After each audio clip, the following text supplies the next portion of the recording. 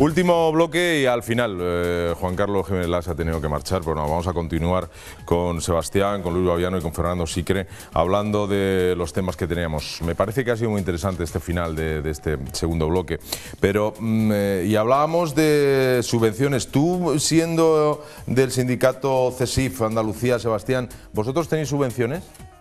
Sí, tenemos algo de subvención, pero una cosa mínima comparado. Yo sé que... Háblanos en castellano antiguo, ¿qué es? Vamos a ver. En comparación con Comisiones Obreras y UGT, ¿qué os lleváis? Me da vergüenza. Nosotros nos llevamos... Pues te pido por Dios que lo digas. Nos llevamos al año 20.000 euros por provincia y llevan 4 años sin pagarnos. 20.000 euros por provincia, ¿son 8? Aproximadamente. 16, estoy hablando al año. globalmente. Sí, globalmente. Vale. ¿Y eso hace 4 que nos pagan? Hace 4 que no nos pagan. Pues entonces me parece que todos tenéis que estar atentos, pero Sebastián, tú también. Adelante, hombre. Almudena. Espera. Evidente. Mira esto. Vamos a verlo. Pues el mismo día de la huelga general hay un artículo en el periódico La Razón que llama la atención. Y es que los sindicatos Comisiones Obreras y UGT en Andalucía han recibido más de 6 millones de euros de la Junta a través de empresas tapaderas. Y además han recibido casi 30 millones de euros de la partida presupuestaria 31L, conocida como Fondo de Reptiles y más conocida por el caso de los expedientes de regulación de empleo fraudulentos. El mismo día que los sindicatos convocan la huelga general salta un nuevo escándalo que salpica a los sindicatos mayoritarios. En Andalucía, Comisiones Obreras y UGT cobraron más de 6 millones de euros a través de empresas tapaderas. Y es que la Junta de Andalucía desvió entre los años 2006 y 2010 más de 2 millones de euros en un principio a 5 empresas tapaderas. Unas cantidades que, sumadas a las ayudas directas de más de 29 millones de euros que han recibido estos dos sindicatos a través del conocido como Fondo de Reptiles en algo más de una década. En concreto, Atlantia Asesores y Federación Minero-Metalúrgica Andalucía, nombres detrás de los que están Comisiones Obreras y otras 3 empresas, Asesoramiento de Seguros, Previsión Atlantis, ITG y Temiki, bajo las que están las siglas de otro sindicato, el de UGT. Además, la Junta entregó igualmente a los 2 sindicatos con cargo a la partida 31L, más conocida como Fondo de Reptiles, más de 29 millones de euros. En total, estos 8 años, la central sindicante Cándido Méndez ha recibido de la Junta de Andalucía más de 15 millones de euros. Mientras que el presupuesto de Comisiones Obreras se ha visto engordado con más de 13 millones de euros. A todo esto hay que sumar además los 4 millones de euros que se destinaron a agentes sociales en el año 2002, que previsiblemente se repartieron entre ambas centrales sindicales. Esta era la noticia importada hoy en el diario La Razón, Sebastián. Pues sí, cada vez nos sorprendemos más, aunque nosotros no, porque leemos el boletín oficial del Estado y estamos al tanto de todas las partidas que se van dando. Sinceramente no nos producen envidia, porque creo que envidia tenemos que producir nosotros, que vamos manteniéndonos, intentando subir a costa de las pequeñas migajas que vamos cogiendo y de las cuotas de nuestros afiliados. Me siento orgulloso de los representantes nuestros sindicales que con prácticamente escasísimos medios se las ingenian. Yo creo que es con su buen hacer y su buena voluntad y el ejemplo para poder seguir subiendo cada vez más. Y sinceramente no me da envidia porque quizás tengamos que, como dije antes, que dar envidia a nosotros porque nos manejamos, no nos llegan esas subvenciones tan inmensas, esos fondos a empresas y demás. Ya te digo que algo nos llega, pero nos llegan migajas.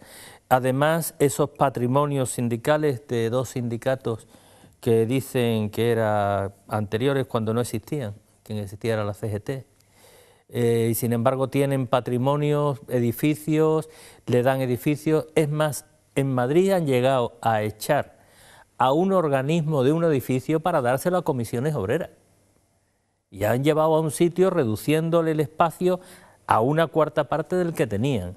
Y han estado hacinados para que el edificio fuese cerca del Parque del Retiro a Comisiones Obreras. Y de eso muchísimos ejemplos. Que no es mala zona, ¿eh? No, la verdad es que no. Madre mía, te lo puedo asegurar. Hombre, es una de las cuestiones que está pendiente desde la transición lo que ha dicho Sebastián, es la solución definitiva del llamado patrimonio sindical acumulado, le llaman así.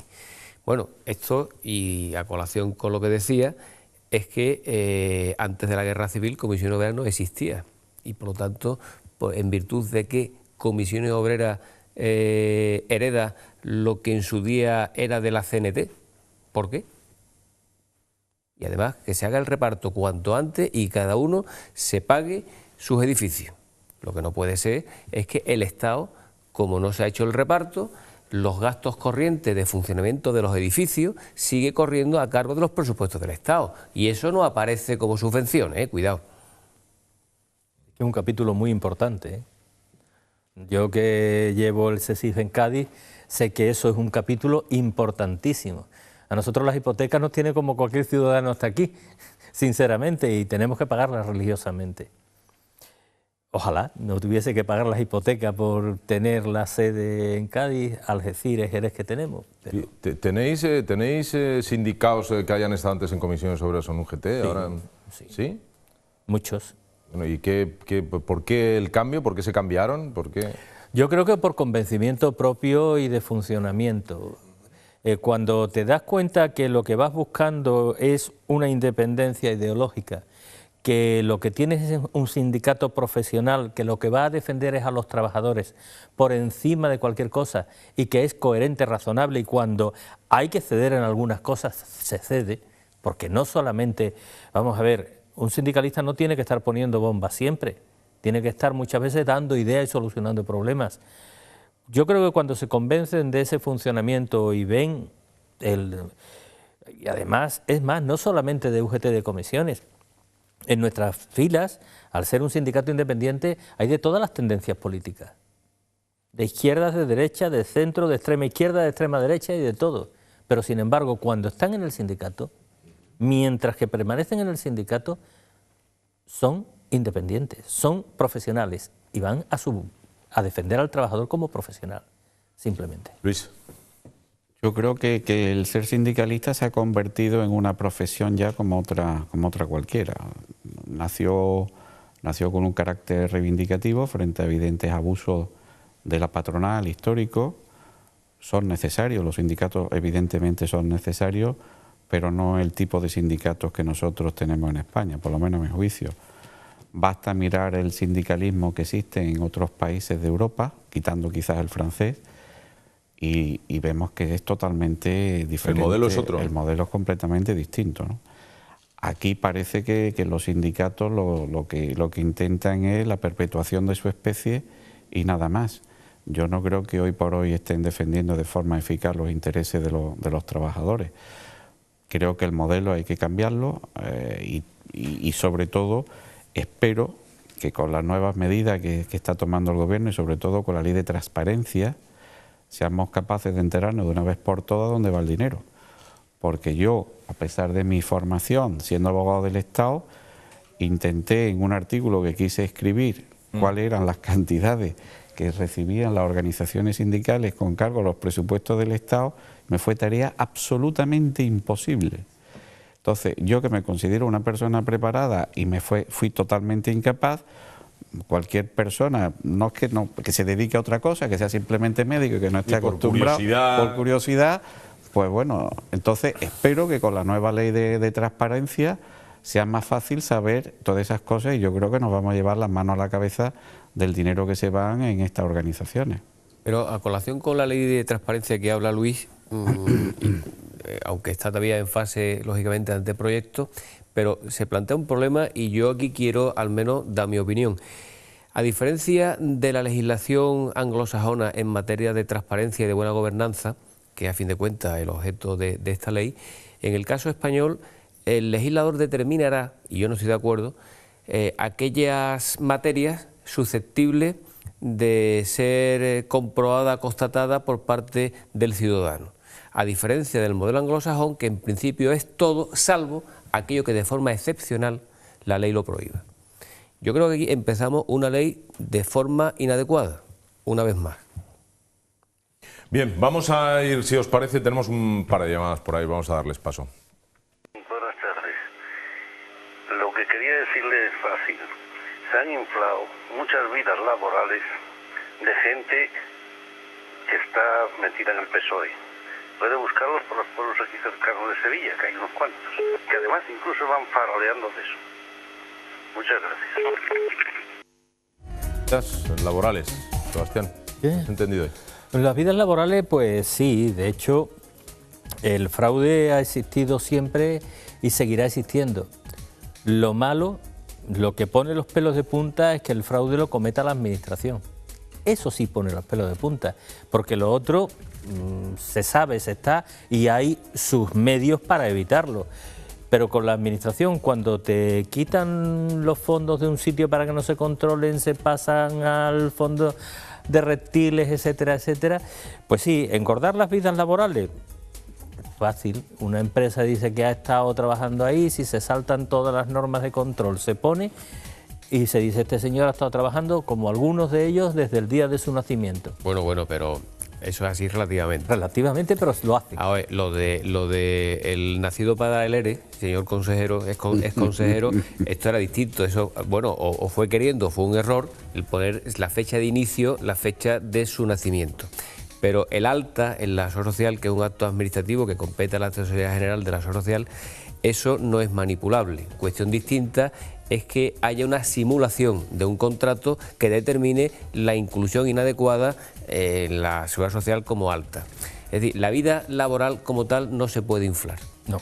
Cosa distinta es que a través de los ERE, es que el ERE confunde, del fondo de reptiles, había personas que se incorporaban al ERE y cobraban una cantidad a tanto alzado porque no eran susceptibles, dada su vida laboral, de incorporarse a una situación de prejubilación.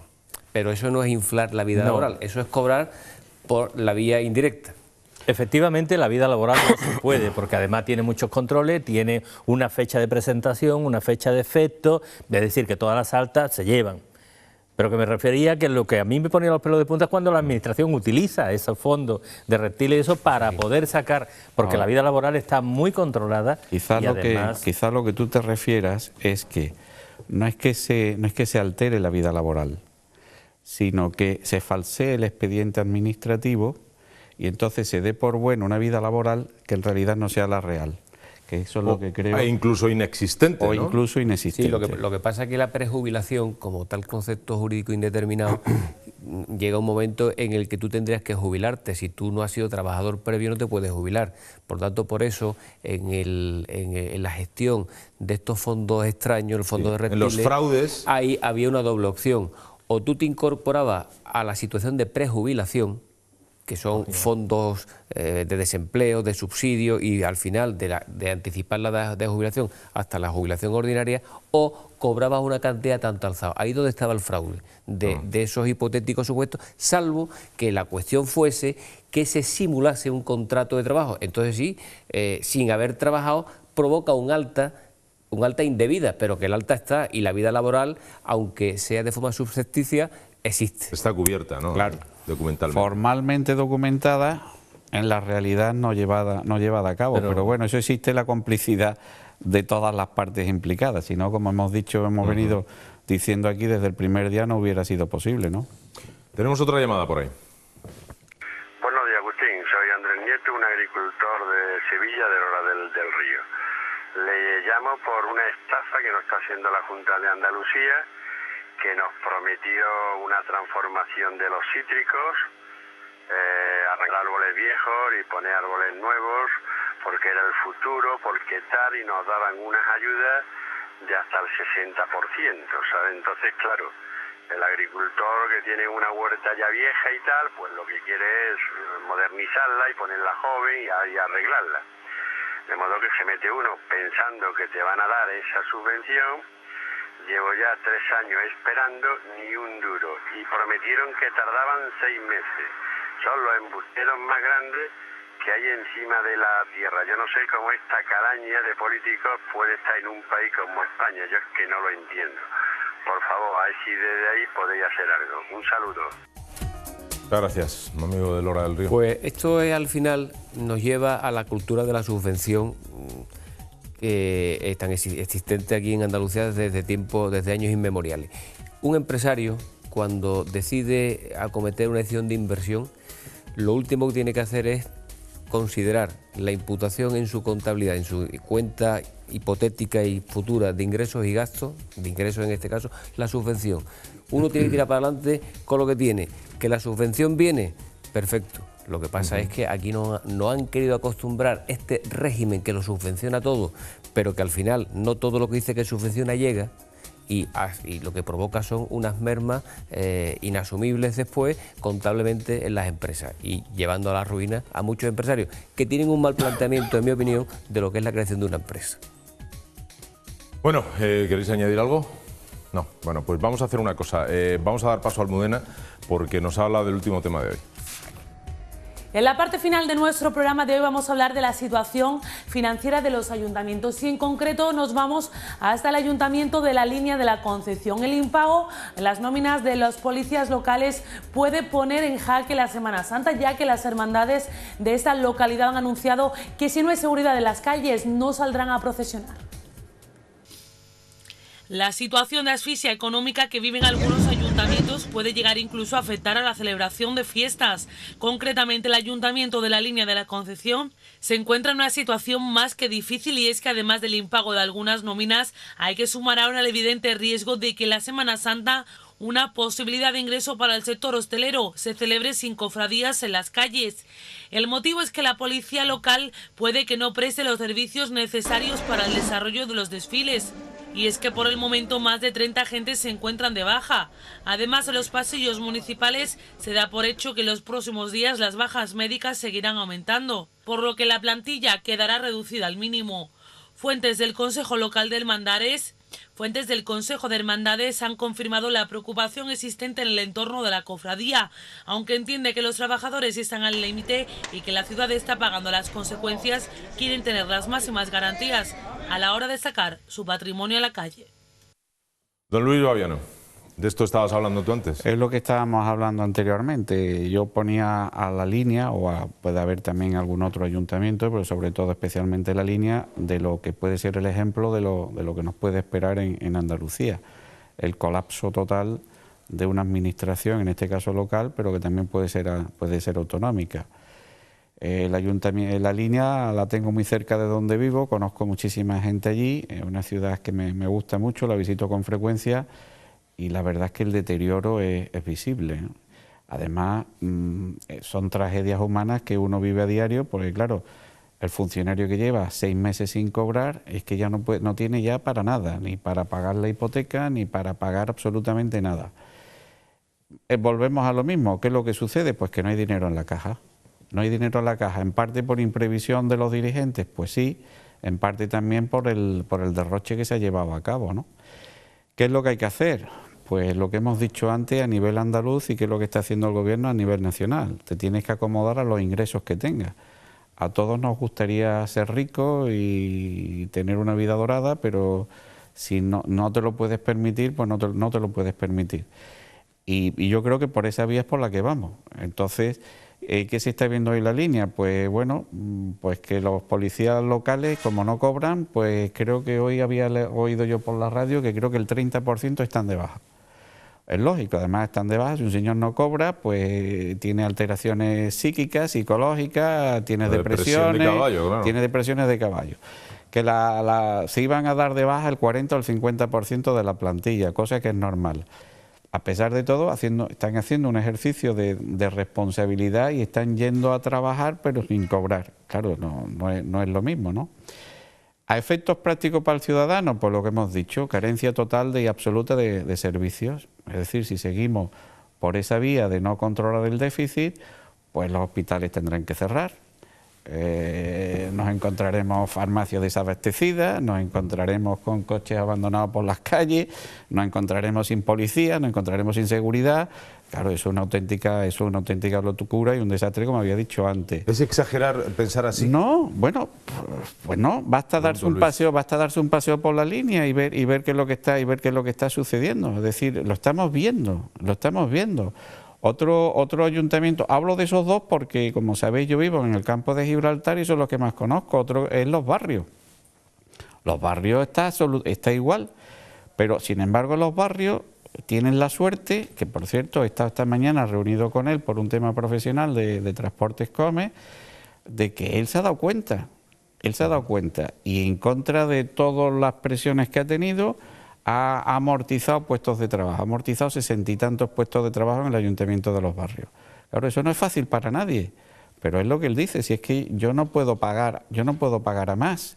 Entonces, salvo que te encuentres gente responsable que tome esas medidas, por muy duras que sean, pues terminas en un bloqueo total de todos los servicios que hay.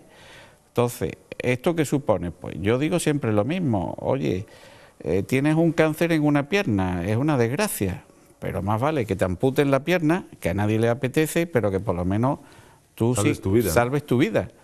Hombre, esto no es apetecible para nadie, lo estamos sufriendo todo, pero es que la situación es tan grave como para eso, ¿eh? ¿Tú tenías noticias, Sebastián? Vamos a ver, ahí lo del ayuntamiento de La Línea, ya lo habréis leído por la prensa, un poquito por los insultos que nos dedica y demás. Es el único ayuntamiento de todos, los que han pedido fondos ICO para poder pagar la factura y eso, que va a hacer un ERE de 65 trabajadores, acogiéndose a la reforma laboral. Cosa que es extraño porque además, si están en contra de la reforma laboral el PSOE, si no quiere, pues ha sido el primero que va a hacer a 65 trabajadores. Además, muy curioso porque son 65 trabajadores muy selectivos porque son con una determinada afiliación sindical, etcétera, etcétera. Pero bueno, también sabemos que a la alcaldesa, a Gemma Araujo, se le ofreció, porque además lo estuve hablando en Diputación con el de Hacienda, se le ofreció un crédito para que tratase con, no me acuerdo cómo se llama eso, pero un crédito con un banco de 1,5 millones de euros, que los intereses iban a correr a cargo de la Diputación, pero por lo menos para que de los 8 meses que se le debe a los trabajadores fuese paliando un mes o 2 meses, por lo menos, para que tuviesen para ir levantando un paño caliente, desde una situación gravísima y extrema. Y se ha negado en redondo, no ha querido cogerlo, ha dicho que lo tramite la Diputación porque ella no lo hace, tal, un desastre. Y de hecho también se había dicho que no iban a salir las procesiones, que llevan un incremento a la hostelería y demás, pero a pesar de todo eso, las cofradías, las últimas noticias que tengo es que las cofradías de allí de La Línea dicen que salen a pesar, que confían en la buena conducta del ciudadano, de la población, y que van a salir aunque no tengan escolta. Que sea así. Fernando. Sí, pero la provincia de Cádiz, y en Andalucía estoy convencido que será algo similar, los problemas en los ayuntamientos son parejos a los que aquí se han expuesto. La provincia de Cádiz concretamente es La Línea, es Los Barrios, es Jerez, hay problemas en Sanlúcar, Barbate, sí, que es que esto es un rosario que no tiene fin. Antes Sebastián hablaba yo creo que argumentándolo en su contra de la reforma laboral, en relación con los expedientes de regulación de empleo en las administraciones públicas. Yo pienso que la solución, nos guste o no, aquí hay que ser realista por encima de todo. Y lo que cada ayuntamiento tendrá que hacer en un futuro inmediato será una relación de puestos de trabajo seria. Y señores, habrá que acogerse precisamente, habrá que ajustar las plantillas a esa relación de puestos de trabajo, porque lo que no se puede tener es sobredimensionado y que el presupuesto se lo coman los gastos corrientes exclusivamente. Eso no puede ser. Y eso es lo que está pasando. Y además te doy la razón, pero sin embargo, que tenga sea lo suficientemente coherente para hacer unas relaciones de puestos de trabajo con personal que hayan aprobado por oposición. Personal que haya pasado unas pruebas selectivas en igualdad, como siempre hemos pedido. No personal que hayan entrado por la puerta falsa y en el ERE echen a todos los que han entrado legalmente y se queden los que han entrado por la puerta falsa. Eso es lo que no podemos consentir. Totalmente de acuerdo, Fernando, con eso. Criterios profesionales más que políticos. Exactamente. Nos vamos a ir ya, Ángel. Bueno, pues aprovechamos estos últimos segundos de programa para despediros. Don Luis, ¿que la situación tiene arreglo? Hombre, si son conscientes de la situación en la que estamos y aparte de los temas electorales, pues se ponen a la faena, esperemos que impere, como he dicho antes, la cordura. Sebastián. Pues como suelo acabar casi todos los programas, pido a la clase política, a la clase sindical y a todos coherencia. Perfecto. Pues Fernando. si en esta semana de pasión que tenemos próximamente la Virgen María se aparece en Marinaleda y cambia la mentalidad del señor Gordillo y compañía, a lo mejor esto tiene algo de solución, si no, difícilmente. Lo mismo habemos milagro y todo. Andalucía, mañana nos vemos a las 6:30, como siempre. Gracias por estar ahí.